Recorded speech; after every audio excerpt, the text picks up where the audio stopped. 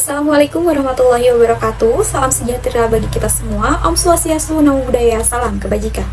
Yang terhormat Ibu Dr. Haji Wina Roswina SIMM selaku Dekan Fakultas Ekonomi dan Bisnis Universitas Vinaya Mukti. Yang terhormat Ibu Maria Luciana SIMM selaku Wakil Dekan Fakultas Ekonomi dan Bisnis Universitas Vinaya Mukti. Yang terhormat Bapak Dodi Tisna Amijaya SIMM selaku Ketua Program Studi Manajemen Universitas Vinaya Mukti. Dan yang terhormat Bapak Robi Ahada Eskom MN selaku dosen pembimbing program magang. Pertama-tama perkenalkan, nama saya Nisa Salsabila dengan nomor pokok mahasiswa 4122-421-11-0391. Di sini saya akan mempresentasikan hasil laporan magang pada Bank Tabungan Negara, judul prosedur penyerahan dokumen agunan kredit pemilikan rumah atau KPR, subsidi dan non-subsidi pada Bank Tabungan Negara Persero Cabang Bandung. Di sini ada 10 poin pembahasan yang akan saya presentasikan. Poin yang pertama itu ada latar belakang.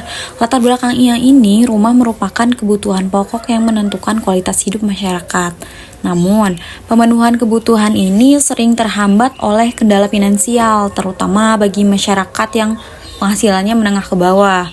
Kredit pemilikan rumah atau KPR menjadi solusi untuk membantu mereka memiliki perumahan dengan skema pembayaran yang fleksibel. Bank Tabungan Negara atau BTN berperan penting dalam mendukung program perumahan nasional melalui KPR, subsidi, dan non-subsidi. Meskipun KPR memberikan kemudahan, prosedur penyerahan dokumen agunan kredit pemilikan rumah atau KPR di Bank BTN masih menghadapi tantangan, terutama dalam efisiensi waktu dan pengelolaan administrasi. Sistem yang masih banyak dilakukan secara manual menyebabkan proses menjadi lebih lama, yang berdampak pada kepuasan nasabah. Oleh karena itu, peningkatan kualitas layanan digital sistem serta optimalisasi prosedur sangat diperlukan untuk meningkatkan kepuasan dan loyalitas nasabah terhadap Bank BTN. Selanjutnya di sini ada simulasi alur penyerahan dokumen agunan KPR. Ada 7 tahap. Tahap yang pertama ada cek kelengkapan dokumen. Dokumen yang dibawa oleh debitur akan dicek oleh petugas apakah sudah sesuai dengan persyaratan yang dikeluarkan oleh BTN atau belum. Pada tahap kedua ada verifikasi data. Di sini petugas akan melakukan cek legalitas apakah semua dokumen sudah diterima oleh BTN atau belum. Selanjutnya akan mengonfirmasi tanggal lahir, nama, alamat rumah disamakan dengan sertifikat yang ada pada BTN. Jika ada perbedaan, maka debitur wajib melampirkan surat keterangan dari kelurahan yang menjelaskan bahwa debitur yang mengambil sertifikat di BTN pada saat itu dengan data yang kita punya di sertifikat adalah orang yang sama. Jika semuanya sudah lengkap sesuai dengan persyaratan yang ada, maka BAP akan dibuat atau berita acara penerimaan. Pada tahap yang ketiga, BAP akan diserahkan ke bagian dokumen bawah. Akan diperiksa oleh bagian dokumen, jika semuanya sudah ada, lanjut dinaikkan ke dokumen atas. Pada tahap yang keempat ini, BAP diinput oleh bagian dokumen dan dihapus di sistem bawah. Dokumen yang ada pada Bank BTN ini telah diambil oleh debitur.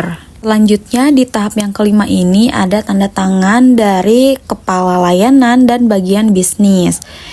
Itu semua harus lengkap. Setelah mendapatkan tanda tangan, selanjutnya ada konfirmasi data kembali oleh petugas pelayanan yang di depan. Setelah konfirmasi data selesai, lanjut ke penyerahan dokumen kepada debitur. Dengan latar belakang tersebut, analisis terhadap prosedur penyerahan dokumen agunan KPR di Bank BTN Cabang Bandung menjadi penting. Selain untuk mengevaluasi kendala yang ada, pembahasan ini juga bertujuan untuk memberikan rekomendasi perbaikan yang dapat meningkatkan efisiensi proses dan kepuasan nasabah. Selanjutnya ada penempatan posisi. Penulis sendiri ditempatkan pada unit kerja bisnis bagian loan service, bertepatan di alamat Jalan Jawa nomor 7 Babakan Ciamis, Sumur Bandung, pada Kota Bandung, Jawa Barat dengan kode pos 40117. Di sini ada poin deskripsi kerja dari loan service. Yang pertama adalah melakukan fungsi layanan kredit, pelunasan, dan penyelesaian klaim debitur. Yang kedua ada menganalisa permohonan kredit. Yang ketiga ada melakukan fungsi layanan permohonan, pembayaran ekstra, dan advice. Yang keempat ada menerima pengaduan. Di sini ada poin pelaksanaan. Periode magangnya itu dimulai pada 7 Oktober 2024 hingga 3 Januari 2025.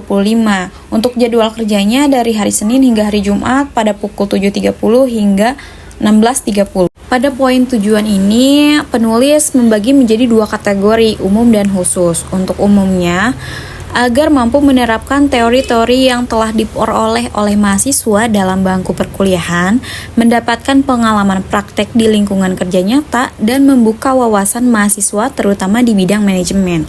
Untuk tujuan khusus, yang pertama ada mengetahui bagaimana menjadi loan service staff. Yang kedua, mengetahui cara menyerahkan dokumen agunan, bagaimana melayani nasabah komplain, bagaimana membantu setiap nasabah yang menghadapi kendala di Bank Tabungan Negara, dan yang ketiga, memperoleh kesempatan untuk melihat, memahami, kemudian melakukan secara langsung berbagai kegiatan manajemen yang diterapkan oleh Bank Tabungan Negara. Selanjutnya ada profil dari perusahaan Bank BTN sendiri. PT Bank Tabungan Negara Persero Tbk atau biasa disingkat menjadi BTN adalah sebuah perusahaan di bawah naungan Badan Usaha Milik Negara atau BUMN yang bergerak di bidang jasa keuangan. BTN menawarkan sejumlah produk dan layanan keuangan termasuk kredit kepemilikan rumah atau KPR untuk mendukung kegiatan bisnisnya.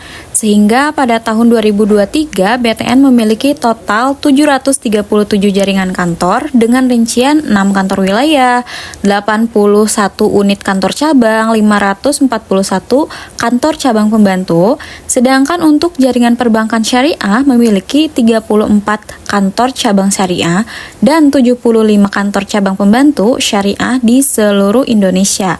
BTN juga terhubung dengan 3.789 ATM dan CRM. Untuk produk BTN, ada berbagai macam yang ditawarkan oleh BTN. Produk BTN terbagi atas BTN konvensional, BTN prioritas, dan BTN syariah. Untuk produk BTN konvensional terdiri atas produk dana dan komersial. Pada BTN prioritas terdiri atas produk dana, produk investasi, dan produk proteksi. Sedangkan pada BTN Syariah terdiri atas produk dana dan kredit konsumer. Sahabat keluarga Indonesia, itu adalah slogan dari Bank BTN. Nah, Bank BTN sendiri berkomitmen melayani dan menyediakan 3 produk utama. Yang pertama ada perbankan perseorangan, yang kedua ada bisnis, yang ketiga ada syariah. Lalu di sini ada maksud dan tujuan dari BTN, yaitu untuk melakukan usaha di bidang perbankan serta mengoptimalisasi pemanfaatan sumber daya yang dimiliki perusahaan atau perseroan untuk menghasilkan jasa yang bermutu tinggi dan berdaya asing kuat, untuk mendapatkan atau mengejar keuntungan guna meningkatkan nilai perusahaan dengan menerapkan prinsip perseroan terbatas. Semua itu terkandung dalam Anggaran Dasar Pasal 3 Ayat 1. BTN juga mengatur fungsi dan tugasnya, yaitu sebagai penghimpun dan penyalur dana masyarakat. Terdapat pada Undang-Undang Nomor 7 Tahun 1992 tentang perbankan. Untuk selanjutnya ada struktur organisasi Bank BTN kantor cabang Bandung. Yang pertama ada branch manager, selanjutnya ada DBM bisnis dan DBM service. Lalu di bawah DBM bisnis ada funding service unit, ada consumer lending unit, ada SMM dan credit program unit, terus 15 kantor cabang pembantu. Di bawah DBM service ada branch collection unit, ada operational unit, dan di bawah operational unit ada TP atau transaction processing. Lanjut ada teller, selanjutnya ada general affair. Saya disambut hangat oleh bagian loan service dengan diajak makan bersama. Selanjutnya ini ada kegiatan rutin saya, yaitu merekap dokumen berita acara penerimaan tiap harinya lalu diserahkan ke head GA untuk di-approve. Jika semua dokumen sudah di-approve, saya akan melakukan wiping data. Kegiatan selanjutnya yaitu saya memberikan kopi legalitas sesuai kebutuhan dan kembali ke rutinitas saya.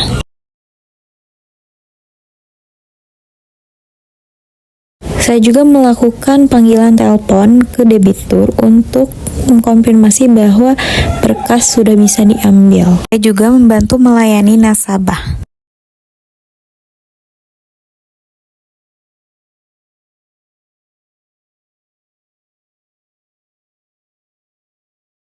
menyanyikan lagu wajib setiap jam 10 pagi, dan juga membuat surat keluar.